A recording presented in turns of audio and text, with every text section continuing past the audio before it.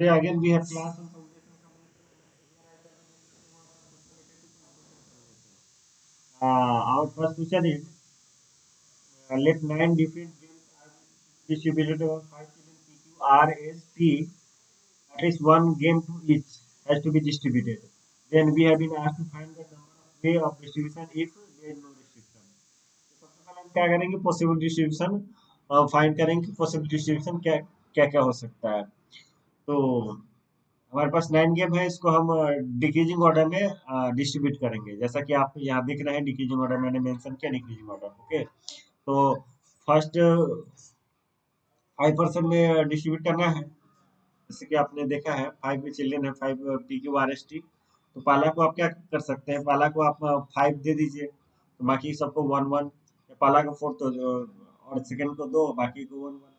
पहला को 3 दूसरा को 3 और बाकी को 1 1 या पहला 3 दूसरा को 2 तीसरा को 2 और फिर बाकी को 1 1 या फर्स्ट 4 को 2 2 और लास्ट को 1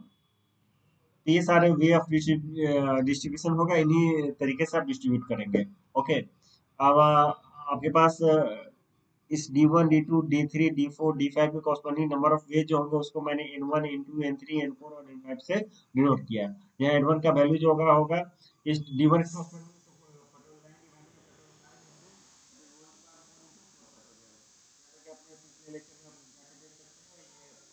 वे ऑफ या ग्रुपिंग जो है वो बताया गया है अगर आप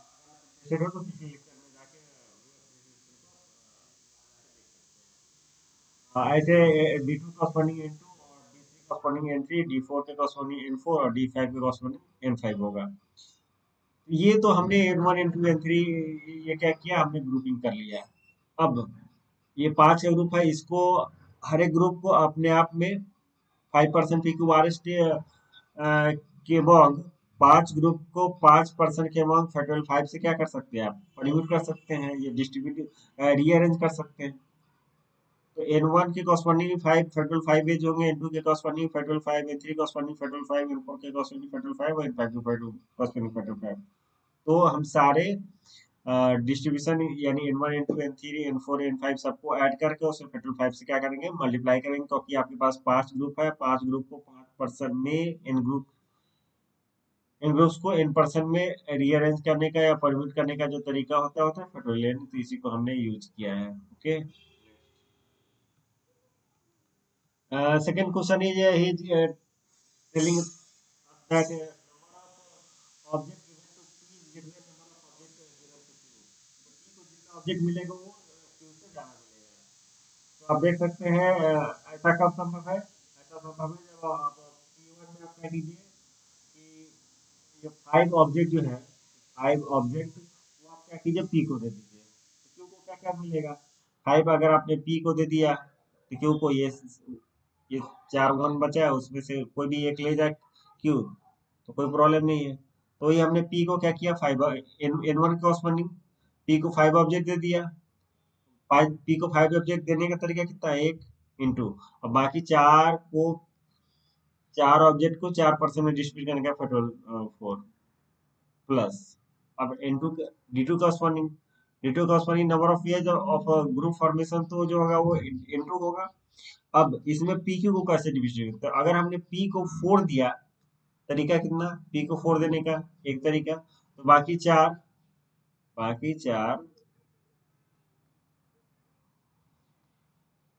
चार ऑब्जेक्ट को 4% डिस्ट्रीब्यूट करने का तरीका जो होगा 4 होगा और और क्या हो सकता है पी को हम 2 ऑब्जेक्ट भी तो दे सकते हैं जैसे हमने पी को 4 दिया था पी को 2 ऑब्जेक्ट दे देंगे इस केस में जब आपने पी को 2 दिया तो एक देंगे कैसे हुआ जैसे से 2 ऑब्जेक्ट डिस्ट्रीब्यूट हो गया अब 3 ऑब्जेक्ट है और 3 पर्सन है डिस्ट्रीब्यूट करने का तरीका ये तो था D2 कॉस्पॉन्डिंग अब D3 कॉस्पॉन्डिंग क्या है कि आपके पास 3 3 का 2 ग्रुप है और एक एक का 3 ग्रुप है तो पी को अगर आपने 3 वाले ग्रुप में से एक देंगे तो पहले तो नंबर ऑफ जो वे ऑफ ग्रुपिंग है वो तो आपका N3 होगा ही number of way of grouping जो है वो N3 तो होगा ही उसके अलावे पी को आप क्या दे सकते हैं, पी को पी को आप देख सकते हैं कि D3 में पी को आप ये तीन तीन में से कोई एक, और क्यू को ये 3 1 में से कोई एक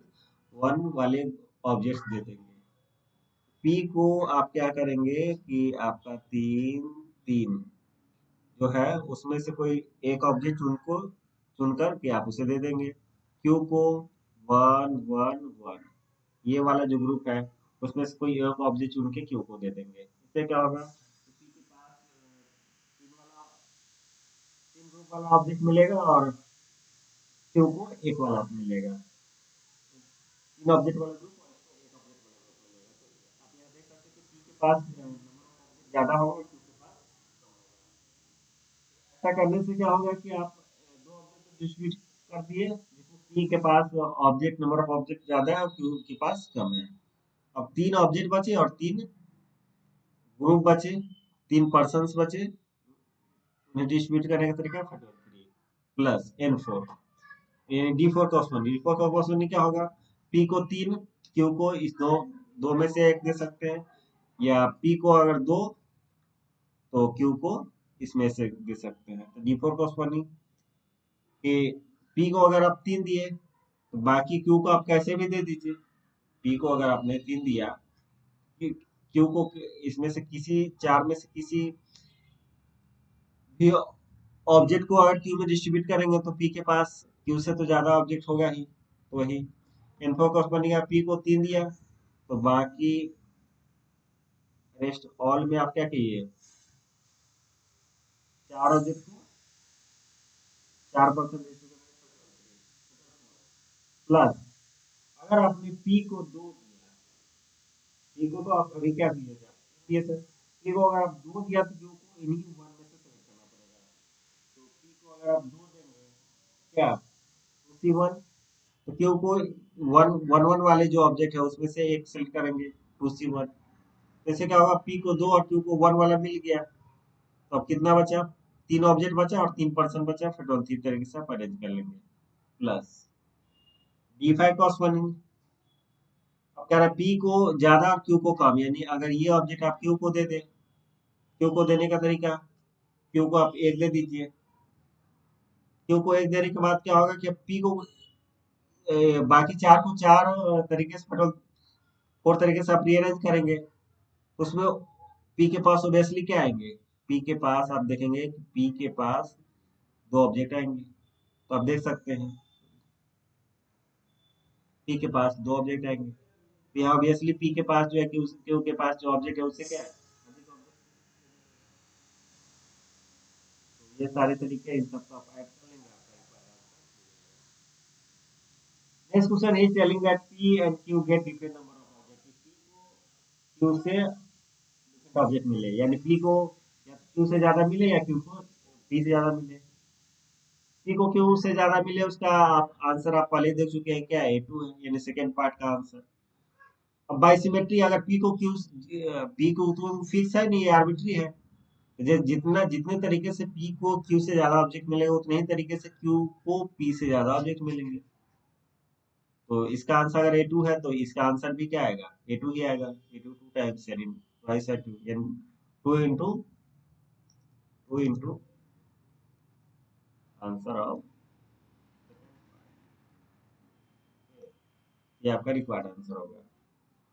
नेक्स्ट जो पार्ट है वो है कि P Q are get different number of object. P Q R सबको डिफरेंट नंबर ऑफ ऑब्जेक्ट मिले, तो वो कैसे आप देख सकते हैं कि इनटू टू क्वेश्चन में आप जाएंगे तो पी को अगर आप एक तो आप पी की तरफ से सोच सकते हैं, दूसरा आप एस टी की तरफ से भी, आप इसके अलावा एस टी भी तो एस टी की तरफ तरीके से सोच लीजिए कि अगर 1 1 वाले जो डिफरेंट नंबर ऑफ ऑब्जेक्ट, तो अब कहाँ पॉसिबल आप देख ही सकते हैं कि दो ही जगह पॉसिबल है। एक D2 कॉस्पनिंग, एक D2 कॉस्पनिंग और एक किसके D4 कॉस्पनिंग। इन्हीं दो केस में P और Q जो होंगे उन्हें डिफरेंट नंबर ऑफ ऑब्जेक्ट मिलेंगे।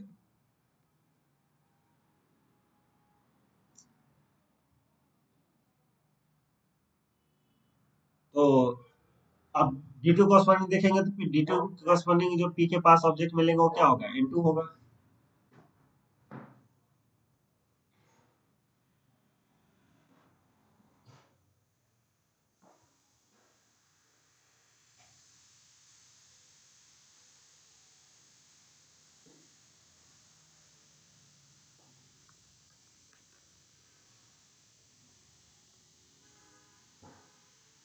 तो आप डी टू कॉस्पॉन्डिंग देखेंगे तब नंबर ऑफ जो ग्रुपिंग है या डिस्ट्रीब्यूशन वो इन टू है।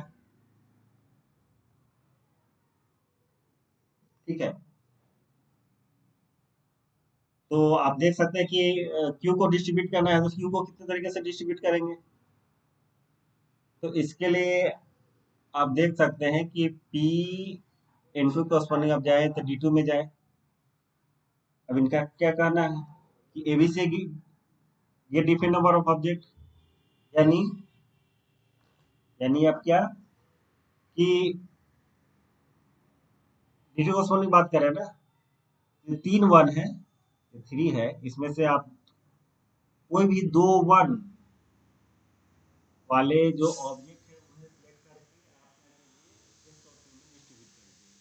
तीन में से दो वन, थ्री में से दो वन सिलेक्ट करने का तरीका क्या होगा, थ्री से टू,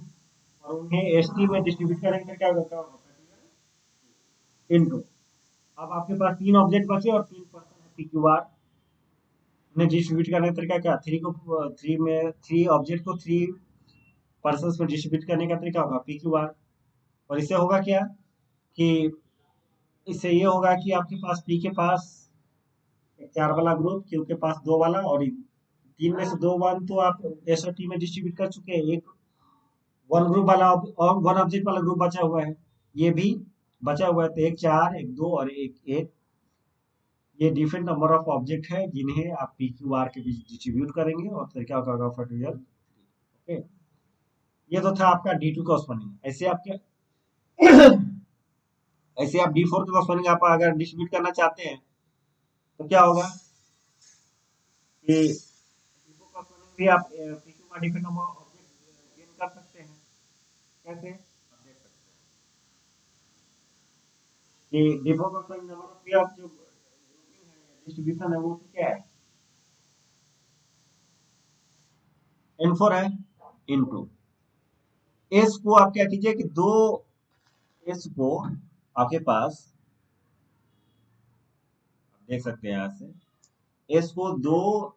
टू है उसमें से एक टू सिलेक्ट करके दो ऑब्जेक्ट वाला जो ग्रुप है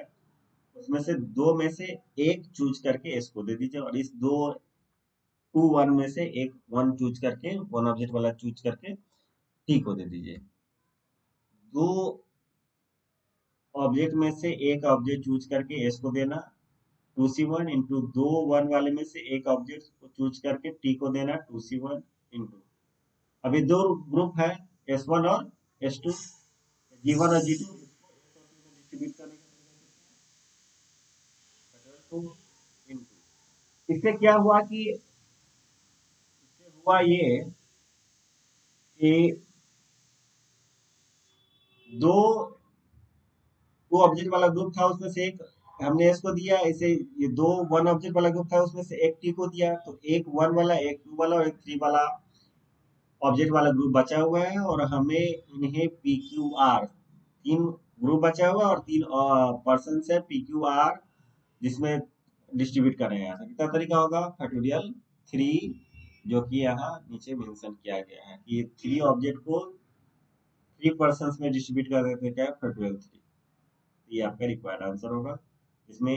पी क्यू आर जो है वो डिफरेंट नंबर ऑब्जेक्ट गेट करेंगे। ठीक है, next last question, P and Q get equal number of object. इसको बाइजेक्शन से आप कर सकते हैं कि टोटल में से P and Q get same number of object वाले आंसर्स को घटा देंगे तो आपके पास P and Q get equal number of object वाला आंसर बच जाएगा। ओके, तरीका क्या होगा, टोटल टोटल का आंसर क्या है, पार्ट वन में टोटल का आंसर दिया गया है जैसा कि आप देख सकते हैं कि पार्ट वन में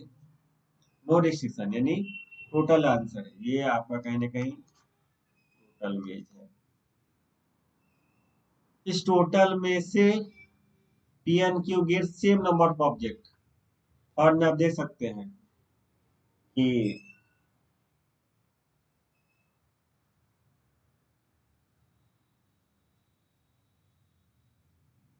P and Q get different number of object, third part में है different number of object. Total में से अगर डिफरेंट वाले हम सेपरेट कर लेंगे तो हमारे पास सेम नंबर वाले आंसर आ जाएंगे। तो यहाँ mistake mistake P and Q get different number of object. Total में से आप डिफरेंट वाले को घटा देंगे तो आपके पास इक्वल वाले आंसर बच जाएंगे। टोटल का जो वे है, टोटल वे का जो आंसर है वो ए वन है फर्स्ट पार्ट, और P and Q get different number of object वो थर्ड पार्ट में आंसर दिया गया, तो फर्स्ट पार्ट के आंसर में से थर्ड पार्ट के आंसर को घटा देंगे, आपका रिक्वायर्ड आंसर मिल जाएगा। Okay, thank you.